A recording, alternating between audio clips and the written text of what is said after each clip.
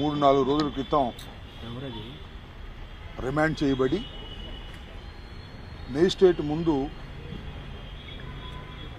సుధారాణి గారు ఒక స్టేట్మెంట్ కూడా ఇచ్చారు. మమ్మల్ని ఇల్లీగల్ కస్టడీ చేశారని, ఎప్పుడో 4-5 రోజుల క్రితం అరెస్ట్ చేసి ఈరోజే మీ ముందు మమ్మల్ని ప్రొడ్యూస్ చేశారని,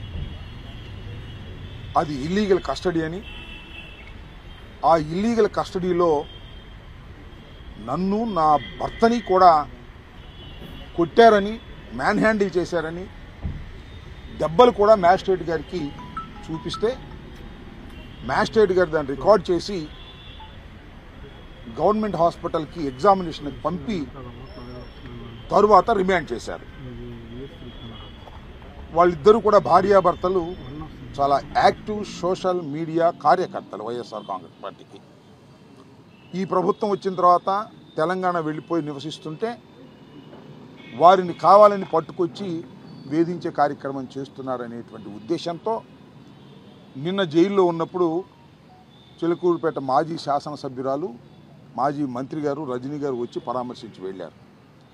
ఈరోజు మేమందరం, మేయర్ గారు, నేను, అప్పిరెడ్డి గారు, అలాగే పేర్ని నాని గారు, ఇంకా తదితర మిత్రులు అందరం వెళ్ళి మళ్ళా పరామర్శించి వాస్తవాలు తెలుసుకుందామనే ఉద్దేశంతో మేము ఇక్కడికి పర్మిషన్ పెట్టుకుని ఇక్కడికి రావడం జరిగింది.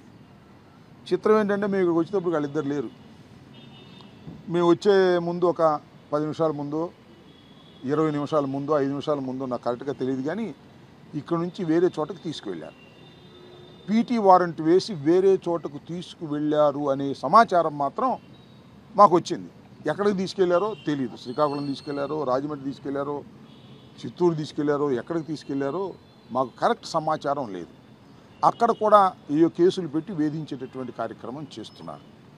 ఇది రాష్ట్రంలో టోటల్గా జరుగుతున్నటువంటి విధానం. ఒక మహిళని నేను మనవి చేస్తున్నా, ఒక మహిళ ఆమె తప్పు చేసిందా, రైట్ చేసిందా, ఆమె ఏ పోస్టులు పెట్టింది, ఏమిటి అనేది నిర్ణయించేది ఈ పోలీస్ యంత్రాంగం కాదు, న్యాయస్థానాలు నిర్ణయిస్తాయి.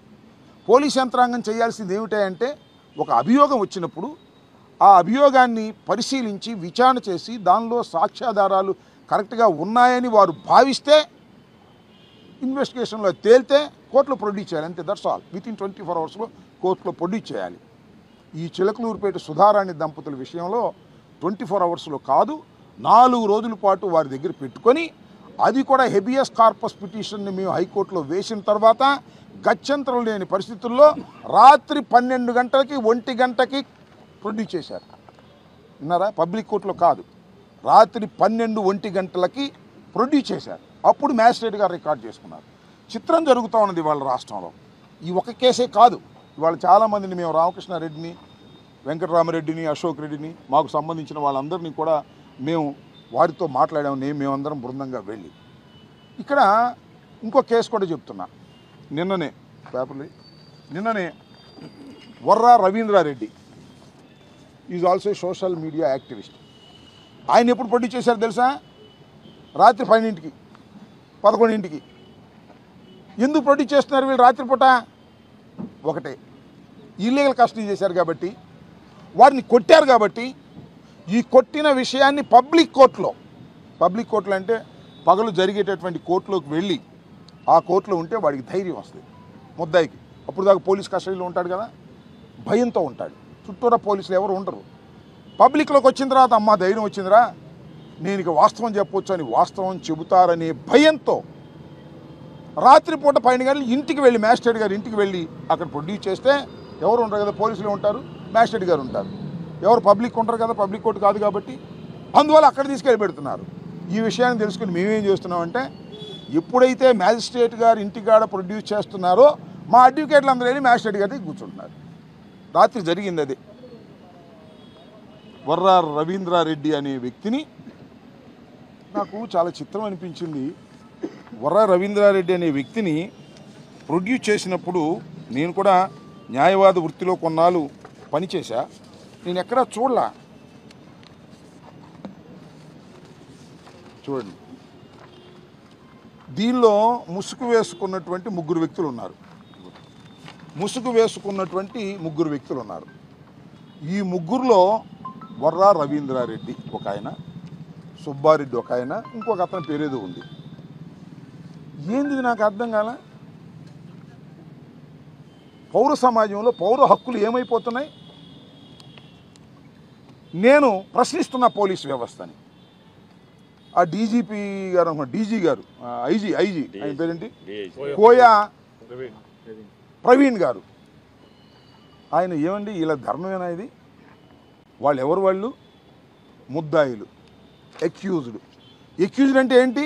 నేరారోపణ చెయ్యబడిన వాడు మాత్రమే. నేరం రుజువైనటువంటి కన్విక్ట్ కాదు.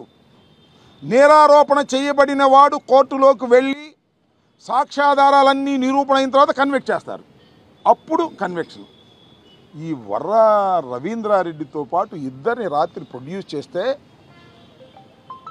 సేమ్ టు సేమ్ మన చిలకూరుపేట కేసులాగానే వర్రా రవీంద్రారెడ్డి మ్యాజిస్ట్రేట్ గారికి రిపోర్ట్ చేశాడు. మొత్తం టోటల్గా నన్ను ఇల్లీగల్గా కస్టడీలోకి తీసుకున్నారు.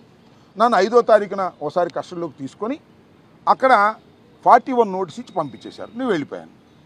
మళ్ళా 6వ తారీఖునో 7వ తారీఖునో ఏం చెప్పాడు, ఇంకా దాంట్లో స్టేట్మెంట్ రాలేదు. మళ్ళీ అర్ధరాత్రి లేపుకొచ్చారు. 4 రోజుల నుంచి తిప్పుతున్నారు, కొడుతున్నారు, విచ్చలవిడిగా కొట్టారు. మళ్ళీ తీసుకొచ్చి అర్ధరాత్రి ప్రొడ్యూస్ చేశారు.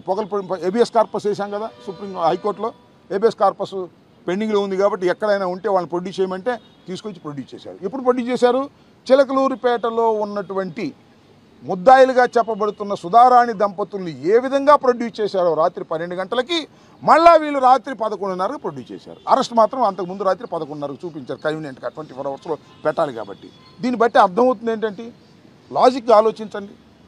పెద్దలు, న్యాయ నిపుణులు, న్యాయవాదులు, న్యాయమూర్తులు ఆలోచించమని మనం చేస్తున్నాం. పబ్లిక్ కోర్టులో కాకోకుండా ఇంటి దగ్గరకు తీసుకొచ్చి అర్ధరాత్రి పూట ప్రొడ్యూస్ చేస్తున్నారు అంటే ఖచ్చితంగా వారిని హెరాస్ చేసి, కొట్టి, తిట్టి, బెదిరించి వారి పేరు చెప్పు, వీళ్ళ పేరు చెప్పు. అతను చెప్పాడు క్లియర్గా, వర్రా రవీంద్ర అనే అతను అవినాష్ పేరు చెప్పు, మరి ఇంకెవరిదో ఇంకొక ఆయన పేరు చెప్పు అని బెదిరించారా? భార్గవ్ పేరు చెప్పు అని బెదిరించారంట. బెదిరించకపోయినా బెదిరించినా వాళ్ళు రాసుకుని సంతకం పెట్టమంటున్నారు. ఏమిటి అన్యాయం ఉంటుంది? ఇది ప్రజాస్వామ్య దేశమేనా? పోలీసులు ఈ విధంగా వ్యవహరించవచ్చా? నాకు ఇంకోటి ఆశ్చర్యం వేసిందంటే, నేను మనం చూసినప్పుడు నిన్నే చూసా, కోయా ప్రవీణ్ అనే ఐపీఎస్ ఆఫీసర్, ఆయన సీనియర్ ఐపీఎస్ ఆఫీసర్ అనుకుంటాను. ఆయన అంటాడు చిత్రంగా, ఇది అరబ్ దేశాల్లో అయితే నడి రోడ్డు మీద గుంజకు కట్టేసి రాళ్ళు వేసి చంపేస్తారంట. రవీంద్రారెడ్డి చేసిన నేరానికి శిక్ష కూడా చెబుతున్నాడు. ఎక్కడ శిక్ష? అది అరబ్ దేశాల్లో శిక్ష అంట. మరి ఏమన్నా అరబ్ ట్రైనింగ్కి వెళ్ళాడేమో నాకు తెలియదు ఈ ఐపీఎస్ ఆఫీసర్ గారు. ఇతను నేరం చేశాడో లేదో ఇంకా రుజువు కాలా. నేరం చేశాడని మీరు చెబుతున్నారు పోలీసులు, శిక్ష కూడా మీరే చెప్తున్నారు. What is this? ఇది మెంటల్ హెరాస్మెంట్ కాదా? ముసుగులేయటం. అరబ్ దేశాల్లో అయితే రాళ్ళు పెట్టి కొట్టి చంపుతారు. అసలు వీళ్ళు కర్మాగారం, ఈ మధ్యన కర్మాగారం అనే పేరు ఈనాడులోనూ ఆంధ్రజ్యోతిలో వచ్చింది, చదివినట్టున్నాడు. లేదా చంద్రబాబు నాయుడు చెప్పన్నాడు, కర్మాగారం ఫ్యాక్టరీగా తయారవుతున్నారు అనేటువంటి మాటలు మాట్లాడుతుంటే